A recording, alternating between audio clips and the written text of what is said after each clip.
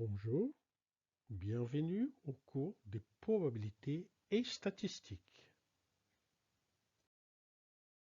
Aujourd'hui, nous allons étudier les couples des variables aléatoires.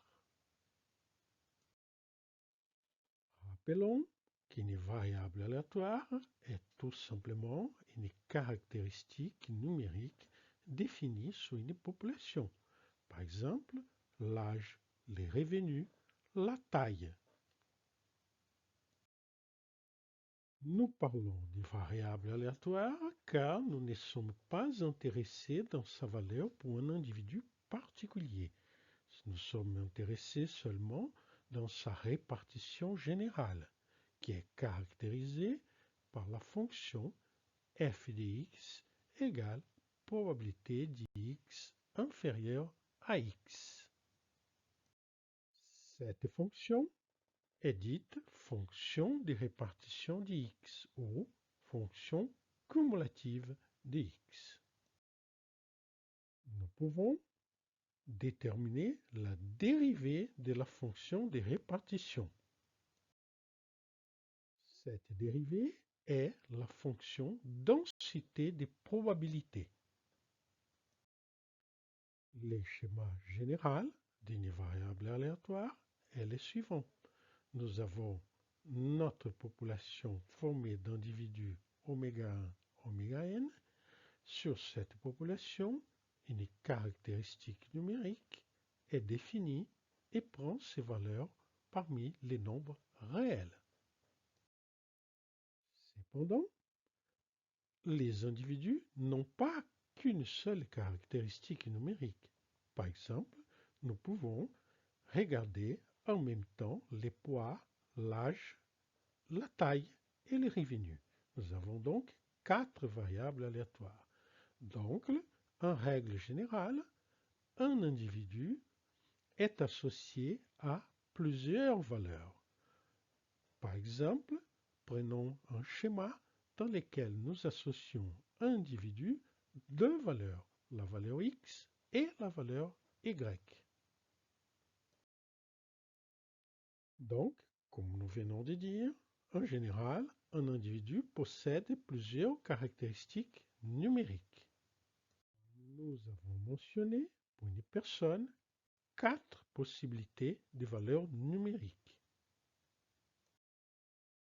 Par exemple, pour un matériau, nous pourrions définir les modules d'élasticité, les coefficients des poissons, la résistance en traction ou en compression, en flexion, son coût. Ces exemples montrent qu'en règle générale, nous devons travailler avec un vecteur de caractéristiques numériques. Pour simplifier l'exposé, nous allons traiter les cas d'un couple. Seulement deux variables aléatoires. Mais la démarche que nous allons exposer se généralise au vecteur de taille quelconque. Considérons un couple XY de variables aléatoires. La fonction de répartition du couple est f de xy, probabilité de x inférieure à x et y inférieur à y. La densité du couple est la dérivée seconde de f par rapport à x et par rapport à y. La loi marginale de x est la probabilité de x inférieure à x. Elle est obtenue en faisant y tendre vers plus infini dans la répartition du couple. De manière analogue, la loi marginale de y est la probabilité d'y inférieure à y qui est obtenue en faisant x tendre vers plus infini dans la loi du couple. Les densités marginales d'x et d'y sont obtenues en dérivant la fonction des répartitions de la loi marginale. Il faut noter que lorsque la variable est discrète, nous remplaçons l'intégrale par une somme. En outre, il est possible de remplacer la dérivation de la loi marginale par l'intégration de la densité de probabilité du couple.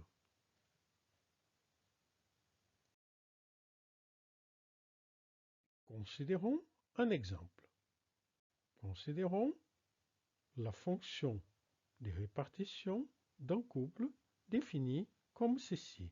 X si x inférieur à y, y dans les cas contraires. Pour déterminer la loi marginale de x, nous devons faire y tendre vers l'infini. Si y tend vers l'infini, il devient supérieur à x. Nous avons donc fx de x égale à x. De manière analogue, la loi marginale d'y est obtenue en faisant x tendre vers l'infini. Et à ce moment-là, la situation s'inverse. X devient supérieur à y. Les lois marginales sont obtenues en faisant les dérivées des fonctions cumulatives des lois marginales de chacune des variables. Essayons de déterminer la densité du couple. On constate que dans la région où x est inférieur à y, f d'xy est égal à x. Par conséquent, la dérivée par rapport à y est nulle et nous avons une densité nulle. Dans la région y inférieure à x, la fonction de répartition prend la valeur y. Donc, sa dérivée par rapport à x est nulle et nous avons encore une densité nulle.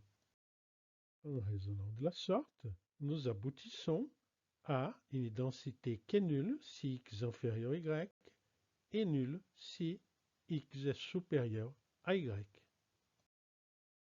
Ce raisonnement est clairement faux.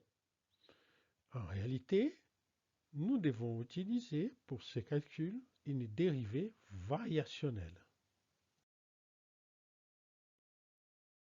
Le calcul de la dérivée variationnelle est basé sur l'égalité de l'intégrale double de f phi de x de y, où f est la densité de probabilité, égale à l'intégrale double de la fonction de répartition qui multiplie la dérivée seconde de phi de x de y dans la même région.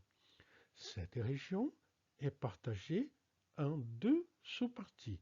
Dans la partie A1, nous avons x inférieur à y, et dans la partie A2, nous avons x supérieur à y. En tenant compte de ce découpage en deux sous-régions, l'intégrale de la fonction de répartition sur l'ensemble de la région se décompose en une intégrale sur A1 et une intégrale sur A2, dans lesquelles f prend soit la valeur x, soit la valeur y. Essayons d'évaluer ces deux intégrales. N'oublions pas que phi est une fonction qui s'annule et donc les dérivées s'annulent sur la frontière de la région. En utilisant que phi s'annule et que ces dérivées s'annulent sur la frontière de la région, nous pouvons calculer facilement les deux intégrales. Pour la première, nous faisons d'abord l'intégration en y. Et pour la deuxième, nous utilisons une intégration par partie dans la variable y. L'addition de ces deux termes nous donnera l'intégrale sur l'ensemble de la région. Nous avons ici une expression qui correspond à l'intégrale ci-dessus. On remarque qu'il s'agit d'une intégrale sur la seule région A1 et qu'il de plus s'agit de l'intégrale de la divergence d'un vecteur. Nous allons utiliser la formule de Green pour évaluer cette intégrale. Pour ceci, nous avons besoin de la normale extérieure sortant de la région A1. Définissons la droite diagonale de manière paramétrique comme étant sigma égale au ensemble des points x de t, y de t, tel qu'x de t égale y de t égale à t. La normale sigma dans cette paramétrisation est la normale n qui pointe non pas vers l'extérieur de A1, mais vers l'intérieur de A1. Ainsi, la normale extérieure à la région A1 est moins n, et la formule de Green nous conduit à l'intégrale sur sigma de phi scalaire n et 1 d sigma en utilisant cette paramétrisation. En synthèse, nous arrivons à la conclusion que l'intégrale de f phi dx dy est l'égale à l'intégrale sur sigma de phi n scalaire e1 d sigma, avec sigma paramétré sous la forme x de t, y de t, tel qu'x de t égale y de t égale à t. Dans ces conditions, le vecteur tangent à sigma est dx dt dy dt normalisé. Dx dt étant égal à 1, dy dt égal à 1, il s'agit de normaliser le vecteur 1, 1 qui a une norme égale à racine de 2. Donc, le vecteur tangent est 1 sur racine de 2, 1 sur racine de 2. Les vecteurs normales correspondent à une rotation antihoraire de pi sur 2. Nous avons donc n égale à moins 1 sur racine de 2, 1 sur racine de 2. L'élément d sigma s'écrit racine de dx au carré plus dy au carré. Il vaut racine de 2 fois dt. Nous avons donc finalement que l'intégrale de f phi dx dy est égale à l'intégrale de 0 à 1 de phi de tt dt. Il s'agit d'une masse de Dirac. On note cette masse de Dirac, delta indice sigma. Considérons un exemple. Sur l'intervalle oméga égale à 0,1, deux variables aléatoires. La première, oméga au carré, la deuxième, racine d'oméga. La fonction de masse est égale à 1. Calculons P de x inférieur à x, y inférieur à y. En remplaçant x par sa définition, y par la sienne, nous avons oméga au carré inférieur à x, racine d'oméga inférieur à y. Soit oméga inférieur à racine de x et oméga inférieur à y au carré. L'intersection de ces deux régions conduit à oméga inférieur au minimum entre y au carré et racine de x.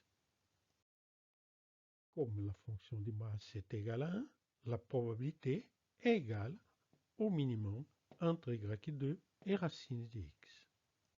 Deux régions. Si y au carré est inférieur à racine de x, la fonction de répartition prend la valeur y au carré. Sinon, elle prend la valeur racine de x. Ces deux régions sont indiquées dans la figure à gauche. Comme dans le cas précédent, si nous essayons de faire directement la dérivée, nous allons aboutir à 0 partout. Encore une fois, nous devons faire une dérivée variationnelle. Comme dans le cas précédent, le résultat sera une masse de Dirac delta sigma. Ici, sigma est l'interface entre les deux régions. La courbe y2 égale à racine de x. Les lois marginales peuvent être calculées de manière plus simple. il suffit de prendre y vers l'infini ou x vers l'infini. Nous obtenons donc que la loi marginale de x est racine de x et la loi marginale d'y est y au carré. Par conséquent, les densités de probabilité marginale de x, y sont obtenues en dérivant ces deux fonctions et donnent respectivement 1 sur 2 racine de x et 2 fois y. Une autre notion importante est la notion d'indépendance entre deux variables aléatoires. X et Y sont indépendantes si la loi du couple F est égale au produit des deux lois marginales. Il est équivalent de dire que la densité des probabilités du couple est égale au produit des densités des probabilités marginales.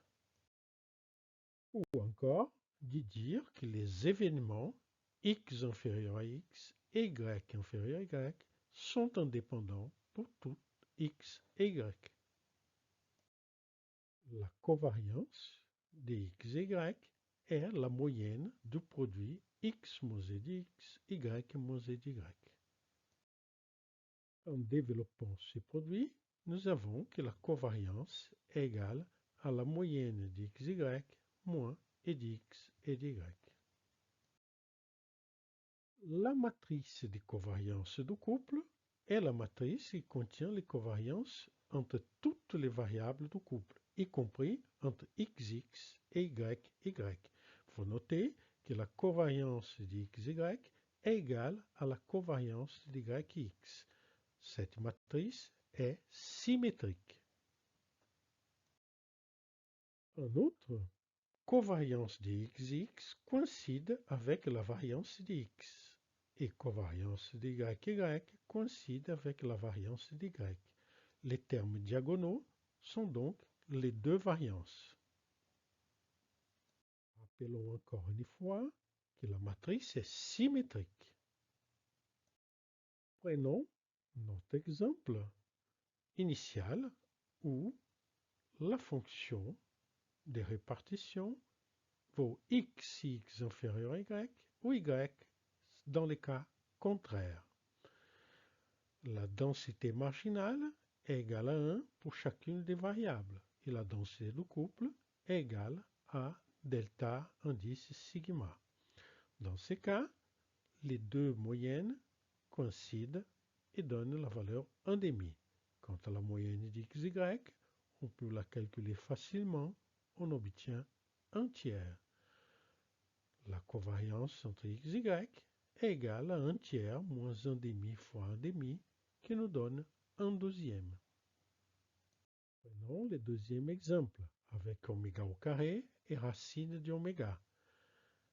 Encore une fois, nous pouvons calculer facilement les deux moyennes et puis la moyenne de x fois y, ce qui nous permet d'obtenir la covariance égale à 4/63. L'équation de corrélation ρ de xy est définie comme la covariance divisée par la racine du produit des deux variances. La matrice de corrélation contient les corrélations entre tous les éléments, y compris entre xx et y, comme la matrice de covariance. La corrélation d'un élément avec lui-même est égale à 1. Donc, cette matrice contient 1 sur la diagonale. De plus, comme la matrice de covariance, elle est symétrique. Les coefficients de corrélation a un module inférieur ou égal à 1. Sa valeur est comprise entre moins 1 et 1. Lorsqu'on veut représenter y à l'aide d'une approximation affine de x, c'est-à-dire qu'on veut écrire y sous la forme ax plus b, les coefficients a est égal à la covariance de xy divisé par la variance de x, et les coefficients b égal à la moyenne de y moins a fois la moyenne de x. L'erreur en moyenne quadratique dans l'approximation prend la valeur 1 moins ρ au carré qui multiplie la variance d'y. Nous voyons donc que cette erreur prend la valeur 0 quand le module de ρ est égal à 1. Ainsi, si le module de ρ vaut 1, l'approximation est exacte. Y est vraiment une fonction affine de x. Dans notre premier exemple, nous pouvons calculer a et b. Nous obtenons a égale à 1 et b égale à 0. Nous avons donc y qui est approché simplement par x. Dans le deuxième exemple, nous aurons y environ 5 septièmes x plus 3 septièmes. On peut aussi chercher à représenter y par une fonction arbitraire de x. La solution à ces problèmes est l'espérance conditionnelle d'y par rapport à x. En effet, on peut démontrer une formule pour phi. Dans le cas discret, nous avons non pas une densité de probabilité, mais des probabilités discrètes. La formule est analogue, mais elle met en jeu non pas des intégrales, mais des sommes. Reprenons les premiers exemples. On peut calculer facilement l'espérance conditionnelle d'y par rapport à x, qui donne x, et l'espérance conditionnelle d'x par rapport à y, qui donne y.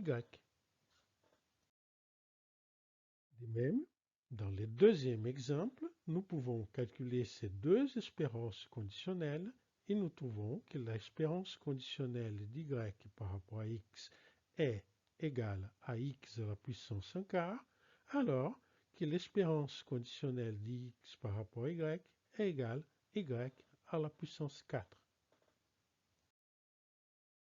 Vous devez maintenant pratiquer ces notions et les mettre en œuvre dans des exercices. Merci pour votre attention. Au revoir.